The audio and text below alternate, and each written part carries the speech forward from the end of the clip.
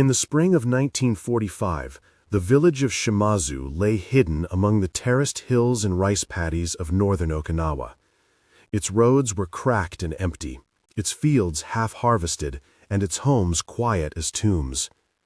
The war had not yet reached their doorstep, but its shadow already soaked the soil. The men were gone, drafted, wounded, or dead, and the remaining population was made up of women, children, and the elderly, all of whom lived under the unrelenting weight of dread. The sound of distant artillery was no longer a cause for alarm. It had become part of the rhythm of life. Each evening, the low rumble on the horizon reminded the villagers that something monstrous was slowly approaching. They whispered of entire villages wiped out in a single day, of women found mutilated, of infants thrown against rocks. These weren't just rumors. They were survival tools, passed down in trembling voices by mothers who no longer knew how to protect their families. American soldiers, they were told, were not human. They drank the blood of the living, desecrated the bodies of the dead, and laughed as they destroyed what little remained. The village school had long since closed, but children still remembered the songs they had been taught. Songs about dying with honor, about never falling into enemy hands. Honor had replaced hope as the ultimate virtue. At night, the village became a graveyard of silence. Fires were extinguished long before dusk, and windows were covered with cloth and boards. No one dared make noise. Even babies were rocked in breathless silence. The fear was not just of death, but of what might come before it, what they had been told would happen if they were captured alive. Every household kept an escape plan. Knives were hidden under mats. Old rice jars now held poison rather than grain. Grenades, passed down from retreating soldiers, were kept in wooden boxes like heirlooms. Mothers were trained not in how to save their children, but how to kill them swiftly if the time came. The enemy would not have them alive.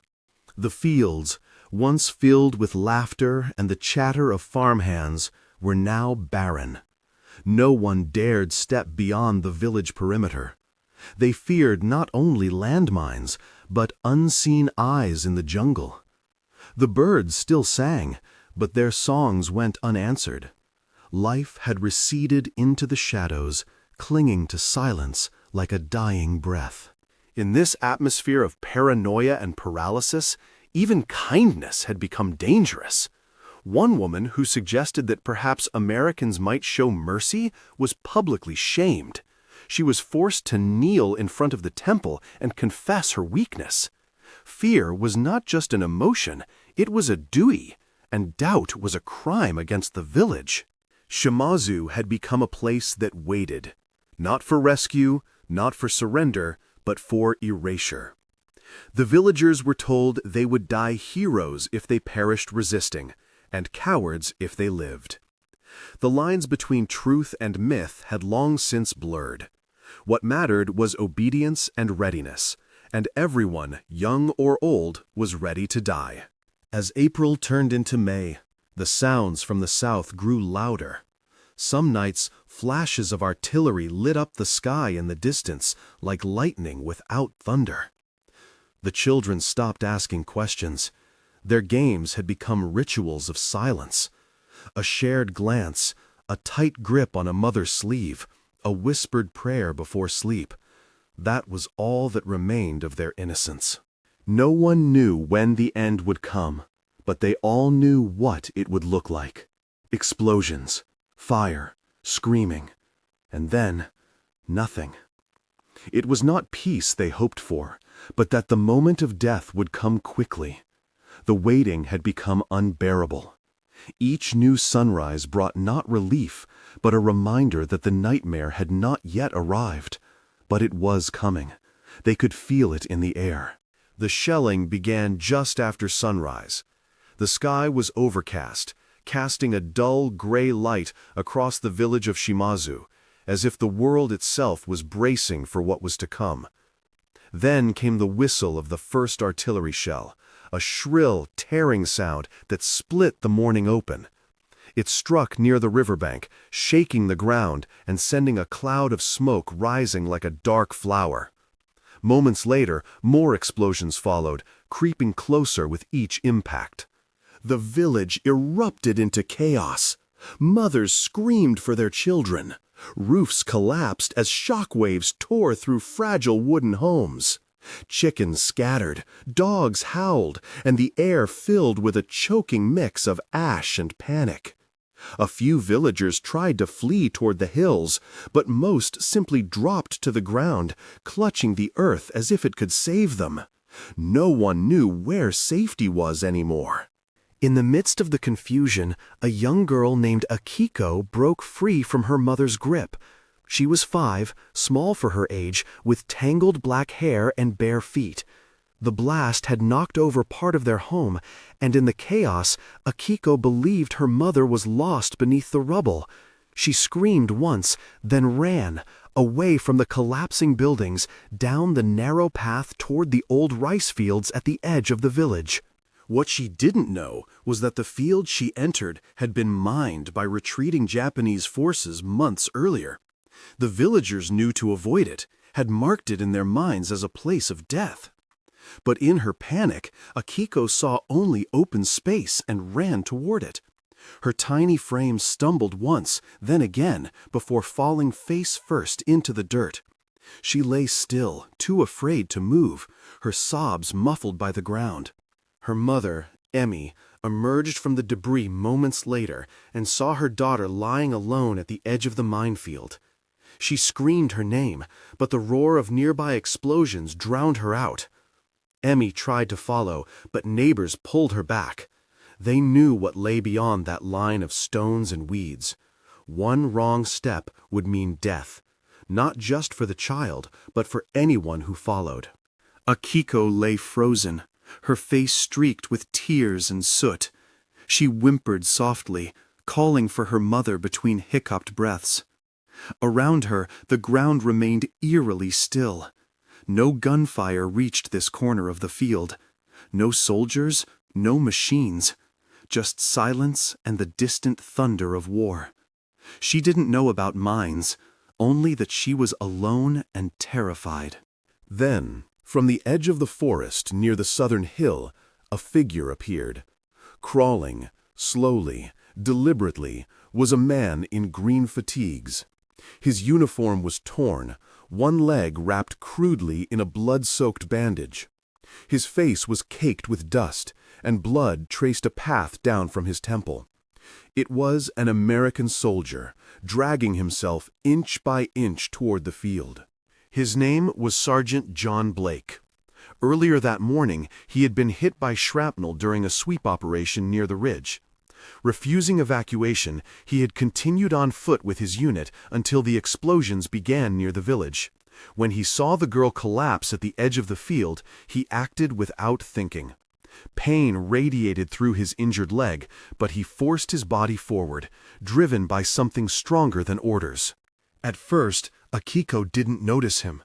Her eyes were squeezed shut, her body curled tightly.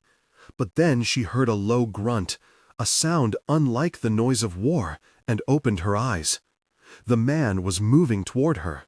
Slowly, painfully, and with purpose.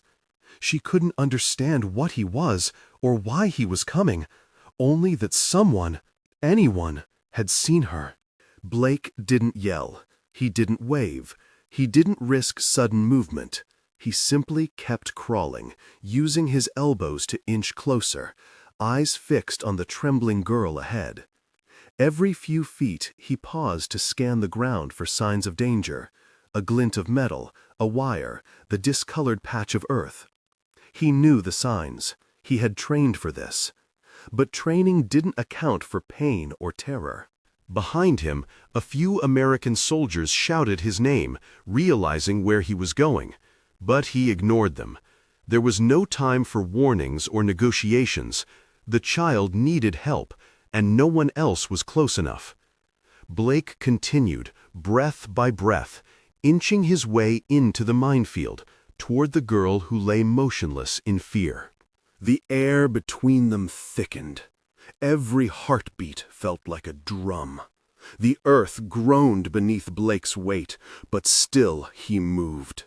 And from the far side of the field, Emma watched in disbelief as the man her people had called a monster crawled into hell for her daughter. Sergeant John Blake moved like a shadow pressed against the earth, dragging his broken body forward with deliberate, aching motions. His left leg barely responded, the pain from the shrapnel wound now constant and searing. Every inch he gained sent jolts of agony through his back and ribs, but he gritted his teeth and pushed on. The girl was less than 30 feet away, but each foot of terrain felt like a battlefield of its own. Between him and the child lay an invisible maze of death. The minefield wasn't marked, but Blake knew the signs. The spacing of overgrown grass, the pattern of displaced soil, and the faint glint of rusted steel half buried under dirt. He had seen enough of these traps in the Philippines and Saipan. There was no safe path, only choices, and every movement had to count. One false press of the hand, one misplaced elbow, and the entire field could erupt in fire. He paused frequently, not just to scan, but to breathe. His vision blurred from blood loss, and the dust made every breath a scrape across his lungs. He would close one eye, focus with the other, and examine each patch of ground like a surgeon hunting for a tumor. In one spot, he saw a shallow depression in the earth, a telltale sign of a pressure plate. He diverted right, shifting his weight with infinite care, his face inches from the ground. The girl, Akiko, remained frozen. Her small body trembled, but she didn't scream. She stared at him with wide, wet eyes, unsure if she was watching a savior or a ghost. Her mouth opened once, maybe to cry, maybe to speak, but no sound came. She clutched a fabric scrap, perhaps a piece of her mother's sleeve, and pressed it to her chest. Blake spoke softly, more to himself than to her. "It's okay. I'm almost there." He doubted she understood, but tone mattered more than words. He kept his voice low and steady, hoping it would tether her to the moment. He could see now that she had fallen in a shallow dip between two mounds. That might have saved her life. It might also mean the mines were closer than they looked. The sun began to rise higher, casting longer shadows across the field. From the edge, American soldiers watched helplessly, their rifles lowered, too far to assist. Japanese civilians stood beside them, silent, stunned. No one dared call out or move. The moment was suspended in brittle stillness, every second stretched to the limit of belief. Blake's left hand suddenly scraped metal. He froze. Heart pounding, he slowly withdrew his fingers and looked down. A rusted fragment of a mortar shell, inert, but for a moment it had felt like the end. He let out a long breath and kept crawling, his muscles on the verge of collapse. Sweat poured down his face, mingling with the blood that trickled from his temple. He was now within arm's reach. Akiko flinched slightly as he extended a trembling hand. He didn't grab her. He waited. She stared at him for a long second, then slowly reached out and touched his fingers. Her skin was cold. Her eyes locked onto his, as if searching for something that made sense in this world of noise and death. He nodded once. Gently, he pulled her closer, adjusting her weight across his chest. She was light, so light it terrified him. He shielded her body with his arms and began the crawl back, retracing every movement he had made. The path was now a minefield of memory. Each placement had to be precise, each decision exactly repeated in reverse. His body screamed for rest, but his mind screamed louder. Every time he moved, the weight of the child shifted slightly, throwing off his balance. He adjusted, steadied himself, and continued. Blood soaked through the bandage on his leg, leaving a trail in the dirt. Still, he crawled, refusing to surrender. His entire world had narrowed to one mission: get her out alive. Nothing else mattered. The village held its breath. Minutes passed. Dust clung to the air.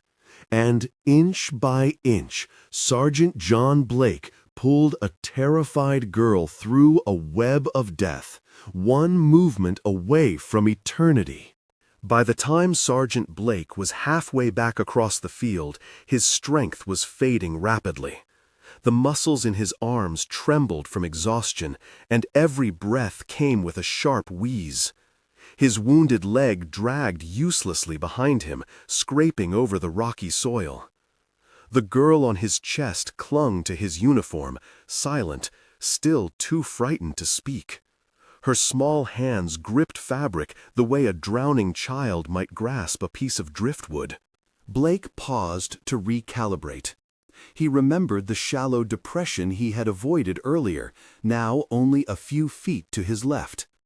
He scanned the ground around him, blinking hard to clear his eyes. He could hear distant gunfire again, but it felt far removed, like the sound of a different war. Here, in this pocket of space and time, there was only him, the girl, and the ground beneath them. The pressure of her weight shifted again. Just a few pounds, but enough to alter his balance. He adjusted slowly, flattening himself further, his body spread like a human shield over the girl. The dirt bit into his chest, but he welcomed the pain. It meant he was still alive, still aware, still crawling. From the edge of the minefield, shouts rang out. His name, barked orders, someone calling for medics. He didn't answer. He couldn't. To speak now would mean to lose focus. One distraction, one twitch, and both of them would vanish into smoke and silence. The girl pressed her face into his shoulder and stayed that way, as if she understood the fragility of the moment. Suddenly, Blake's elbow slipped. His hand landed on something metallic, half buried beneath a patch of moss. He froze, paralyzed. The girl went completely still, sensing the danger in his breathless posture. Seconds passed. Blake dared not lift his hand, but gently eased his weight backward, muscle by muscle, until the pressure shifted off the object. Then, slowly, he continued around it. The pain in his leg was now unbearable. Blood soaked through his trousers and onto the girl's sleeve. He didn't look at it. He couldn't afford to. If he acknowledged the injury, he might stop. And stopping meant failure. So he bit down on his lip until it bled and kept moving. They were now 15 feet from the edge. He could see soldiers crouched, waiting. Their faces were drawn with disbelief, and one of them clutched a folded stretcher in white-knuckled hands. None of them dared step forward, not because they were cowards, but because they understood. This wasn't just a rescue. It was a test of devotion, one man against the invisible hand of death. Blake's arms finally gave out just 10 feet from the edge. He collapsed, his face pressed to the dirt, the girl still cradled to his chest. For a moment, it seemed he wouldn't rise again. Then, with a grunt that came from somewhere deeper than muscle or will, he pushed himself up on one elbow and dragged them forward another foot, and another. The last stretch was a blur. A medic stepped 1 foot onto the field but was held back. Blake made eye contact and gave the faintest nod. The soldier waited. When Blake crossed the final 3 feet, a rush of boots followed. Doctors, soldiers, an interpreter, all moving in practiced urgency. They reached him as he collapsed fully, blood pooling beneath his side. Akiko was lifted from his arms. She cried out softly, reaching for him, her first word since the morning. He didn't respond, but his eyes fluttered open at the sound. One soldier pressed a hand to his chest, checking for breath. "He's alive," someone said. Another voice muttered, "How the hell did he make it across?" The villagers, watching from behind the ruins, said nothing, but their eyes told the story. They had seen an American soldier crawl through death for a child he didn't know, and the myths they had been taught of monsters, of murderers, of soulless invaders began to crack just slightly. Not from words, from action, from one outstretched hand. The minefield was silent once more, but the village was not. From behind shattered walls and scorched fields, the people of Shimazu slowly emerged. They didn't speak. They didn't cry. They simply watched as American medics lifted the bleeding body of Sergeant Blake onto a stretcher. He was barely conscious, his uniform soaked in blood, one hand still curled as if clutching something invisible. Akiko stood beside the stretcher, dazed but unharmed. Her face was streaked with dust and tears, her dress torn at the shoulder. She reached out once more as Blake was lifted, but a medic gently pulled her back. Her mother arrived moments later, collapsing to her knees and wrapping Akiko in her arms. Emmy looked at the soldier, the man she had once feared more than death, and could not comprehend what he had just done. Blake was carried to the triage area, where doctors began working immediately. They cut away his uniform, cleaned his wounds, and started a blood transfusion. One of the medics whispered, "He shouldn't be alive." But he was. His body had broken in half a dozen ways, but his heart still beat. Barely. Rumors spread through the village like sparks in dry grass. Some said he was an angel, others called him a fool. But no one denied what they had seen. A wounded enemy soldier had crawled into certain death, not for a comrade, not for glory, but for a Japanese child. It didn't make sense. And because it didn't make sense, it stuck in their minds like a splinter that couldn't be pulled out. At first, many villagers assumed it was a trap, a trick, some clever scheme to gain their trust before turning on them. But days passed, and no ambush came. No brutality followed. Instead, American soldiers brought food, medicine, even clean blankets. They set up a water station. An interpreter walked from home to home explaining what had happened, what Sergeant Blake had done. And slowly, walls that had stood for years began to crumble. Children who had once run from the sound of boots now crept closer in curiosity. One boy offered a soldier a rice ball. A girl gave another a handmade toy. These gestures, small as they were, created something delicate between the villagers and their former enemies. Not trust, not yet, but the faint echo of it. Emmy began speaking to other mothers. She told them what she had seen, the pain in his face, the way he crawled with her daughter in his arms, the moment he collapsed with the child still held protectively against his chest. Each time she repeated the story, her voice grew steadier, and each time more villagers listened. That evening, under a sky that finally seemed less threatening, the villagers gathered near the rice field. The cratered earth still bore the signs of battle, but the minefield had been cleared. In the center, where Blake had fallen, a soldier placed a single white cloth, folded neatly and pinned to the dirt with a small rock. It was not a grave. It was a memory. No speeches were given. No one knew what to say.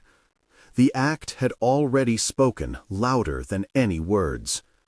For years, the villagers had been taught that Americans were monsters. But that morning, they had seen something else. A man who bled, a man who crawled, a man who chose to save a child he had no reason to care for. The fear that had gripped Shimazu didn't vanish overnight, but something fundamental shifted. The image of Sergeant Blake, crawling through death, lived now in the hearts of those who watched. And that image, impossible to explain, yet impossible to deny, would stay with them long after the war ended. Years passed, and the war became history. New roads were built, new families grew, and Shimazu slowly returned to something resembling peace. But the field where Sergeant Blake had crawled remained untouched. No crops were ever planted there again.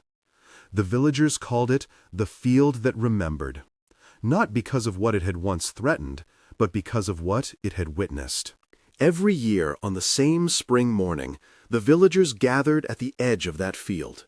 No official orders, no written invitations, just a silent understanding passed down from parent to child. They brought flowers, small offerings, sometimes origami cranes folded by the schoolchildren. They stood in a circle and looked toward the center of the clearing, where a simple stone had been placed by the Americans before they withdrew. It bore no military insignia, just a name, John Blake. And below it, carved in both English and Japanese, "He chose to crawl so she could walk." Akiko, now grown, never missed a ceremony. She had grown into a quiet, graceful woman, working as a midwife in the nearby city. She kept a photograph of Blake, sent by his family after the war, in a small wooden frame beside her bed. Sometimes, when she visited the field alone, she would sit on the ground and whisper into the wind, as if he were still listening, not because she believed he could hear her, but because gratitude, that deep, needs a voice. The villagers no longer spoke of the Americans as monsters. Over time, stories of brutality were replaced with memories of compassion, of food shared, of medics treating wounded children. But it was always Blake's story that stood at the center. Not because he was a hero in the traditional sense, but because his sacrifice was voluntary. He could have chosen safety. He didn't. When American veterans returned decades later, many expected anger or silence. Instead, they were met with bows, warm tea, and old men telling them stories they hadn't heard since basic training. Again and again, villagers spoke of Blake, of the way he crawled into the fire, of the way he protected a girl he couldn't even speak to. The name meant little outside of Shimazu, but within its borders it had become sacred. A small museum was eventually built near the village, filled with artifacts from the war, rusted helmets, faded photographs, bits of correspondence. In one corner, there was a glass case with Blake's torn field bandage, preserved carefully in cotton. Children visited the museum every year, led by teachers who no longer taught fear, but remembrance. They learned about sacrifice, not through numbers, but through one name and one story. Akiko once gave a speech at a university in Naha. She spoke softly, standing before a crowd of young people who had never known war. She told them about the day she thought she would die, about the man who came crawling through death itself. Her voice trembled, but her message was clear. I am here because someone I was taught to fear saw me not as an enemy, but as a child. Even as time faded the details, the heart of the story endured. It wasn't about sides or flags. It was about one moment, when everything else fell away and only compassion remained. Sergeant Blake never received a medal from his government. His name was not etched in any monument in Washington. But in a quiet village on an island once torn apart by war, he had become unforgettable. The minefield was gone. The war was over. But the path Blake had carved with his body, with his pain and will, could still be traced by memory. It was a path that led not to victory, but to understanding. And in that understanding, a seed had been planted. A seed that grew not in soil, but in the hearts of those who saw what was possible when a man chose courage over cruelty. In the end, Shimazu did not remember the war for its fire, but for its silence. For the moment when a man, broken and bleeding, showed a village what it meant to be human. And because of that, they remembered him not as a soldier, but as something far greater. A man who chose to crawl, so a little girl could live.